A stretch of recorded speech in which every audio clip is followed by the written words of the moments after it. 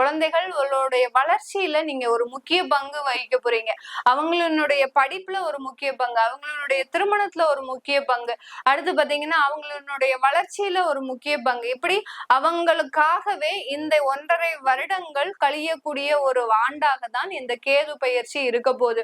அந்த குழந்தைகள் திருமணம் ஆகி நல்லா போகணும் அப்படின்றதுக்காக அவங்களுக்கு ஒரு சொத்துக்களை வாங்கக்கூடிய ஒரு நேரமாக இருக்கும். உங்ககிட்ட இருக்கக்கூடிய சொத்துக்களை எல்லாத்தையும் அழிச்சு குழந்தைகளுக்காக சில சொத்துக்களை வாங்கக்கூடிய ஒரு டைம் தான் இந்த ராகு கேது பயிற்சி மேஷ ராசி என்பர்களுக்கு கொடுக்க போகுது. இந்த ராகு கேது பயிற்சி இந்த மேஷ ராசி என்பர்களுக்கு தொலைதூரமாக செல்லும் போது அதிகப்படியான ஒரு வசதி வாய்ப்புகளை, ராகு பகவான் 11ஆம் இடத்திற்கு போறாரு அப்படின்னாலே ஆடம்பர வாழ்க்கையை கொடுக்கக்கூடிய ஒரு தருணம். எவ்வளவுக்கு எவ்வளவு நீங்க லக்ஸுரியா வாழணும்னு நினைக்கிறீங்களோ அந்த அளவுக்கு அந்த லக்ஸுரியான ஒரு வாழ்க்கையை அமைத்து கொடுக்கக்கூடிய ஒரு நேரமாக தான் இந்த 1.5 வருடங்கள் இருக்கும். அததான் அந்த விரய சனியும் செய்ய போறாரு, இந்த ராகு பகவானும் செய்ய போறாரு.